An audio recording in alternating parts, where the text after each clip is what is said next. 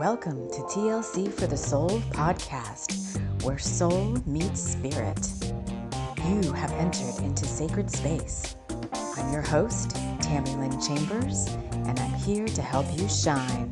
Now let's get going on this podcast journey. Hello, friends. Hello, and welcome to the podcast. To this special little, Beltane Series, I guess. I don't know what to call it yet, of Sisters for the Sword. This is going to be a special little series of podcasts between now and Beltane, which is about a week away here in the Northern Hemisphere. And I've got a whole lot to share of stuff that's going on with Avalon right now that I'll be doing over the series, over the next probably 3 or 4 episodes. I haven't really gotten all the information in yet, but I did want to get this one down before time kind of runs away from me, and I don't have a chance to do it. So if you're new to the podcast, welcome here. This is one of many different things that we do here on TLC for the Soul. Sisters for the Sword is our divine feminine, working on behalf of Avalon, the Holy Isle, on behalf of the sacred masculine. You don't have to be a female to be a Sisters for the Sword. You can be a male who resonates more with the divine feminine frequency. Like, I don't care what gender you are. I'm not even going to get into that. I can go way off on a tangent. Anyway, welcome here. If you're a returning listener, thank you so much for joining me yet again. I want to dive deep into this episode. There's a thunderstorm happening outside my window right now. I don't know. It's getting kind of dark, but I'm doing this before I have to move on to other things. So, as always here on the podcast, you choose how you want to listen. This one is a little bit more, it's less of a story, which is how a lot of our other listening circles happen. You kind of listen at different levels, and I guess it's kind of the same way for this. So if you're new, you may want to be like, what is this Sisters for the Sword? Like, do I even resonate with this at all? So you may just be listening from the perspective of getting more information. You can also take your listening experience an octave higher. Choose to join me around the sacred fire circle as I wrap us all in love light and light love.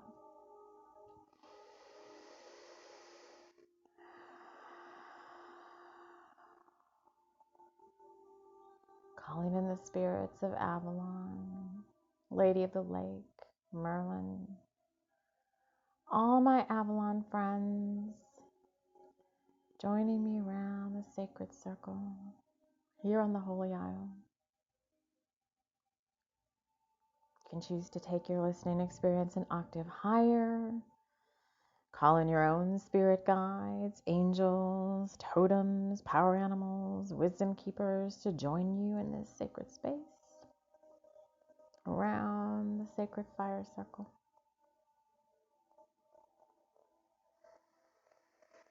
As I dive a little bit deeper into this first episode of this series called Consecration. Oh, it's really dark outside right now. I'm going to light a candle. I just kind of put all my candles like in this big tote bag, and I dug down in there right now, and I got the Quixote candle. So I always call that like Don Quixote. Wasn't he like a poet, or he was a creative guy way back when. So I feel like that's us, like creative souls around the sacred fire. I think he was in service, right? Like when he did like windmill tipping, or I don't know. I have to go back and reacquaint myself with his story. But I know it kind of has to do with it reminds me of being a bard, and the bardic arts, which I am a member, a bard at the bardic level with the Order of Bards, Ovates, and Druids out of the UK. And oh, it's really raining now. So it's I don't know why I keep giving you a weather report, but anyway, so storytelling and the bardic arts is all a big part of TLC for the soul. It's what all the books and oracle card decks and all of that, all the graphic art, all the stuff I make has to do with the bardic arts. Okay, so this candle already needs a little bit of help. Everything that happens in sacred space is part of the journey, part of the message. So this candle was kind of being drowned by wax, and I'm having to pour some of the wax out to keep the flame lit. So when you're listening to this, you could be dealing with a lot of different energy coming in. And this does kind of, I'm also bringing out the, what is this called? This is a vanilla chai candle, but this is my sacred home candle. It wants to be lit. So there's a lot going on right now. This, between now and Beltane, is this sacred time. This, but it can be the energy coming in because we are going towards the summer solstice in this part of the, oh my goodness, crazy. In this part of the world, there's a lot of energy coming in, and I'm just seeing the sign of the triple goddess here in the candle. Oh my God, you guys are gonna love this. The crescent moon. I wish I could take a picture of it. But Merlin came the other day and called on me, and I've talked about this before somewhere. Oh, in the Sisters for the Sword intro. And when Merlin calls, or when Avalon calls, there's a sacred vow I've made that that is part of my service work, and that takes priority over any other work that I do. And I sat down with him, and it was quite a different meeting. Usually he's I've got an assignment, and he's usually kind of in a hurry, let's get going on this. And he was more introspective this time, which is leading into where this consecration is coming from. He was and just he's just hear me out, hear us out.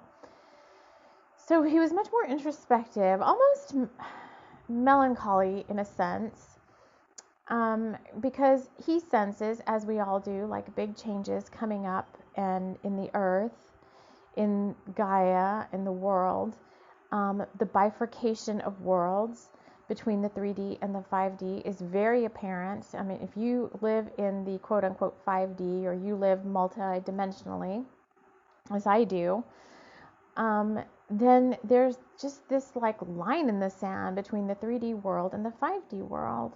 It's very apparent to you. But more and more souls are awakening and moving into the 5D. And as I sat with Merlin, I just, you know what, let me just take you there now. Let's just do it like that so you can experience it too. So close your eyes for a minute. So I want you to be there with me. Take a deep breath.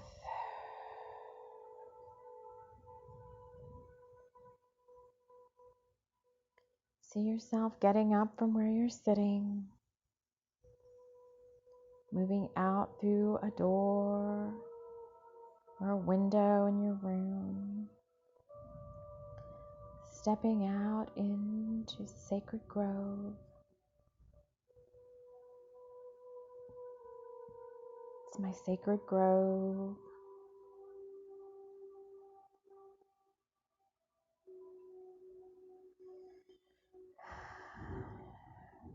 There's a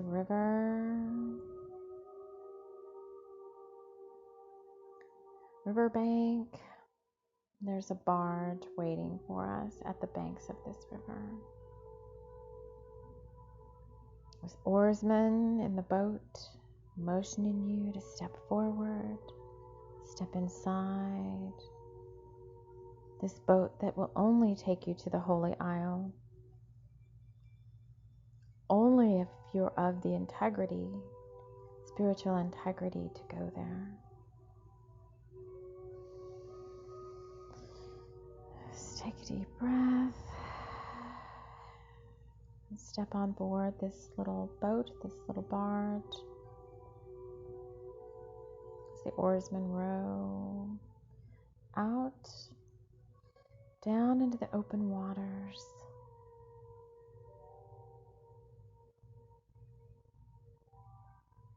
You're seeing marshy grass and mist and fog. You may hear rain pattering on the water.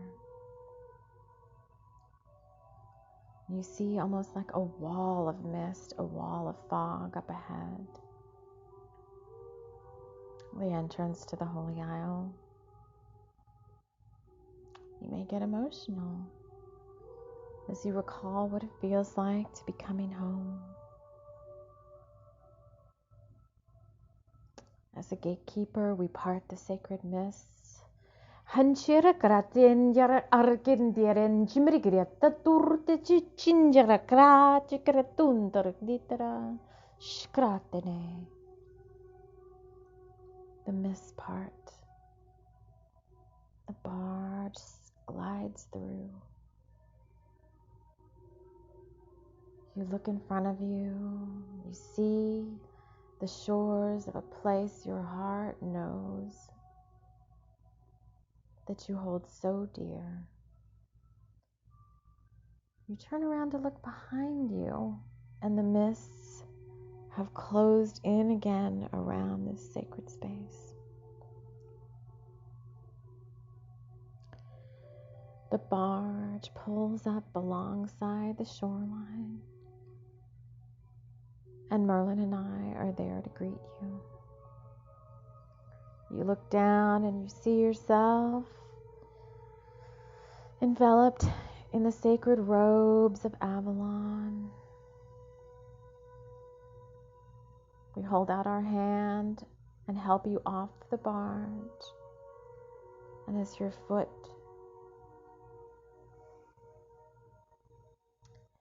touches down on this precious soil, the mark of the goddess, the triple moon, blue crescent, appears on your forehead. Welcome home, child of Avalon. Merlin and I invite you around the sacred fire circle.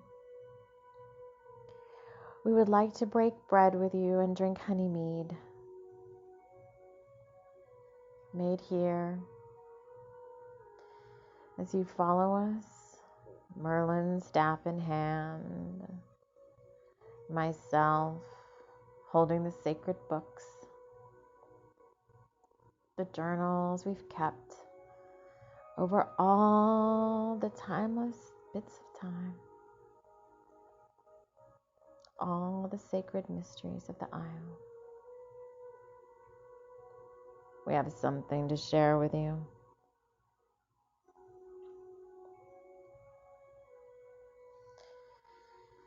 Join us around the holy altar as I wrap us yet again in the energies of the Isle, grounding us in the protection of the spirits of Avalon. You are home, child, you are home.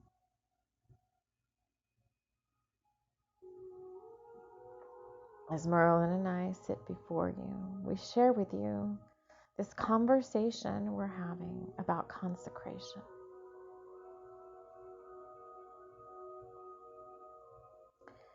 As we pass around homemade bread, fresh butter, and honey mead,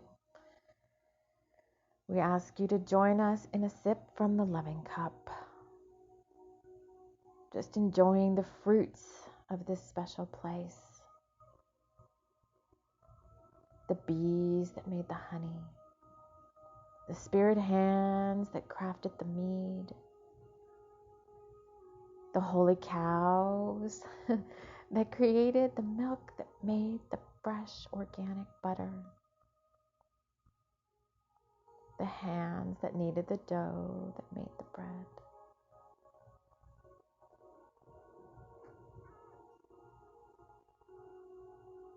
To Avalon, to love, to the divine feminine and the divine masculine, we raise our loving cup as we vow to serve the Holy Isle on behalf of Gaia, on behalf of all humanity, on behalf of love.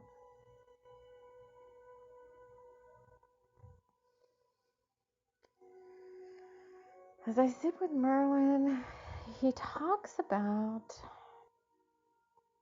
Avalon as a holy isle. I continue to call it that. And he shares in his own words, he wants me to trans-channel him. All right. Let me just trans-channel him and let me just let him tell you what he wants to talk about.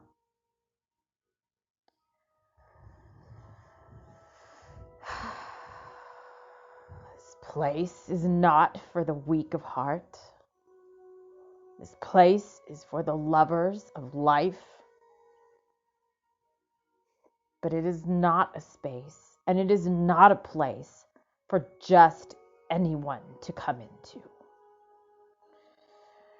My heart is heavy when I see around the globe, around the planet, sacred places being taken for granted, trodden on by those who have no wisdom of the power that lies beneath their feet. I do not wish for, and the spirits of this place, the lady herself, do not wish for this isle to become a vacation spot for revelers who seek to dishonor her, who come at the goading of their ego to take them to somewhere where they can see this place as a 5D playground, as a place where they can just come and hang out and unburden themselves. Yes, Avalon is a holy space. It is a place to do sacred work. It's not a vacation spot. It's not a place to dally unattended. It is a place to come with reverence and respect. And I will be darned if I will see it become such a place of dishonor.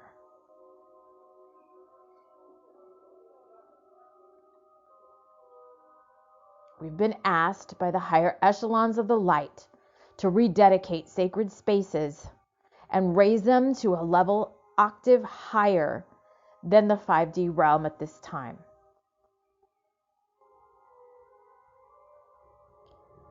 Avalon continues to live in her glory, and the work that we are doing here is holy and beyond disconsecration. I will not have party goers running through her sacred lands. That's all I have to say.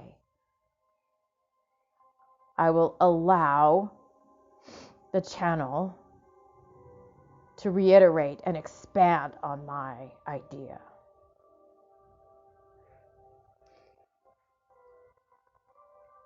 Okay. So, I like crying. So this is where I think he's going with this. Goodness. So the more people that are waking up, the more people are able to travel multidimensionally outside their body. But when you're newly awakened, you don't necessarily have the spiritual integrity that you do when you have been doing your soul work for quite a while now. And you learn how to travel through the astrals, right? You learn how to get in your Merkaba body and go places and visit spaces in your mind's eye and places you want to go. And you can hang out there. And it's no different. The etheric realm, in a sense, is no different than the 3D realm. It's just less dense. So I think the concern coming from the higher echelons of light, the bringers of the light, the brotherhood of the light, of which Merlin does have a very high ranking status with them, is these sacred spots. This is not the only one where this is happening and where this work is going to take place, but they don't want people to come in the 5D and like he's saying, like, disrespect it by not understanding its true purpose, which is an anchor point of the light on Gaia. It's part of a sacred web of holy sites where higher light does come down and then is, quote unquote, kind of like stepped down by those of us that are here to do this kind of grid work and gatekeeping work.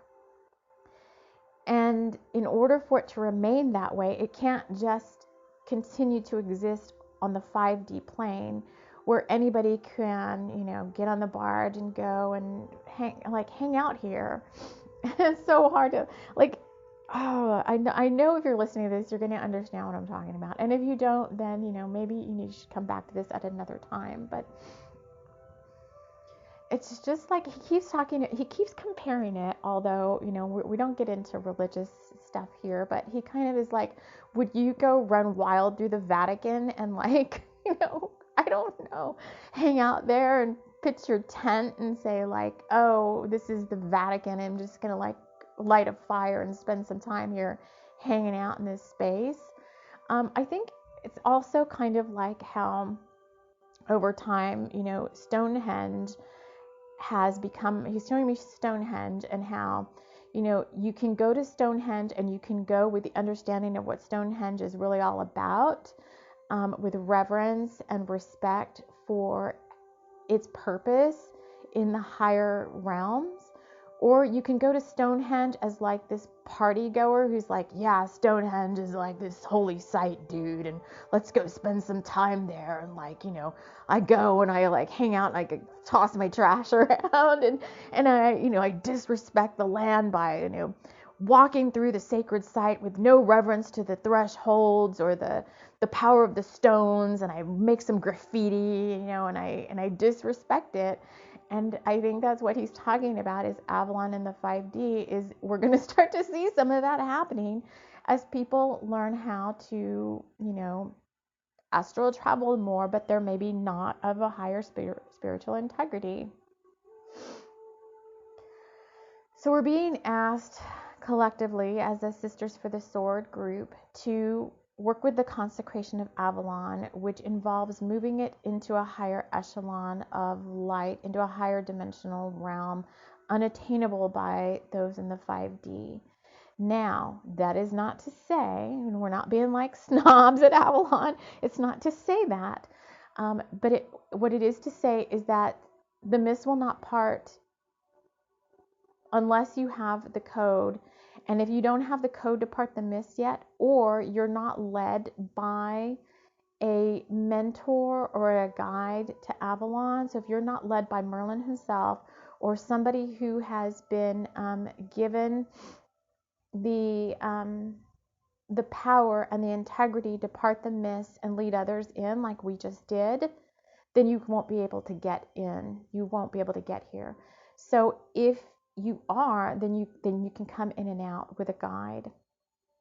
And then at some point when you've reached a higher level of mastery, you'll be able to part the mist by yourself if that is your desire, if the isle allows it. So you can come to the mist, you can say any old thing like I just did, but if the Lady of the Lake does not grant you key code access, you can't get in.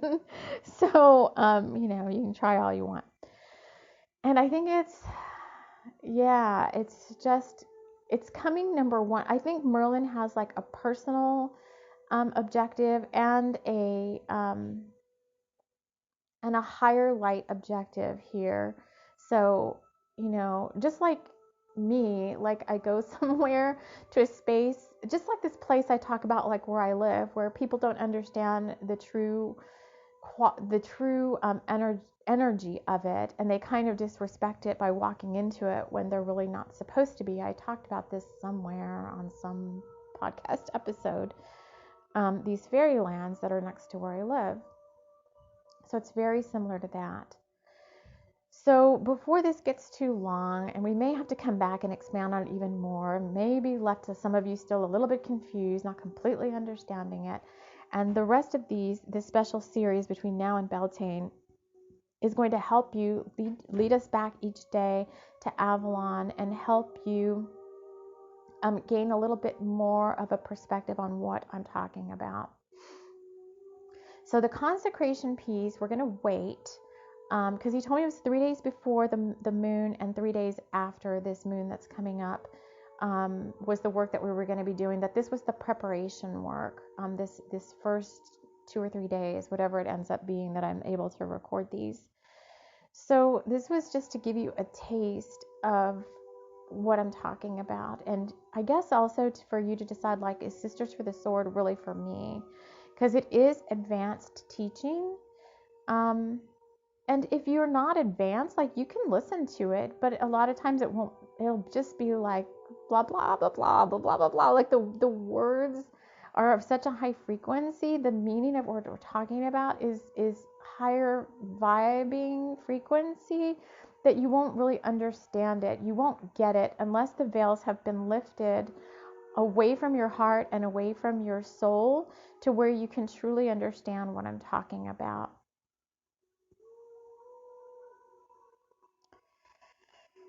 So I'm going to go ahead now, since we've kind of got you in preparation. You're kind of here on the aisle.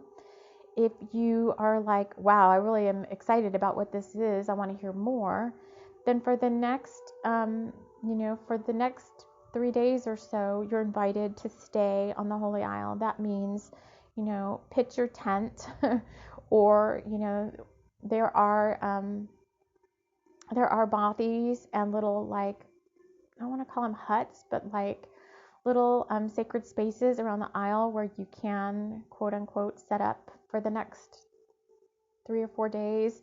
It's all leading to the Beltane fire, which we are going to light the Beltane fire here on Avalon this Beltane. Last year I did not do that, and we were not in Avalon. I don't remember where we were, but we had a pretty fun little Beltane fire with Pan and friends last Beltane, which is here on no, it's not on the podcast. It's over on YouTube. But we're going to do that on the podcast this year here in Avalon. So you're invited to stay, which means you could come in meditation. You're already here. The mists don't have to be parted again. It's just you leave an aspect of you in Avalon over the next 3 or 4 days. Come back in meditation, come back in journey work. Just reacquaint yourself with the Isle, talk to Merlin, go seek out solace and invite in the Lady at the Lake and see what sword of truth she has for you, and just enjoy your time spent here. So I'm going to leave it at that for now. Merlin has said his piece about kind of what he envisions, and like I said, it's coming from higher realms in terms of the consecration work we're going to do, as well as his own personal, like, just myself included. Like, I shouldn't say it's just him, because when he told me this, I was like, yeah, I'm totally on board with that. I don't want anybody just trashing our Holy Isle either. So I don't know. I'm just going to leave it at that. All right, you guys. So welcome home. And if you don't resonate, if this is not the space for you, then the barge is waiting for you to take you back the way you came, bringing you back into your sacred space. And, maybe next time you'll be ready. This podcast is always here, and you might feel more inclined to take this journey at another time. I would say if you're not ready now at Beltane, then you'll be ready at Samhain, and you could come back and do this again at Samhain. All right, you guys. So for the next episode, I'm not sure what, we're going to bring in Mordred for the next episode. He's been wanting to come in so badly, but I had to do this intro first. So next we're going to bring in Mordred and start working with the Dark Knight. So I am really excited for that. And I'm going to leave us around the fire, enjoying our honey mead and bread and butter, hanging out with Merlin as long as he's willing to put up with us. And we will see you all again soon in the next episode. Take care.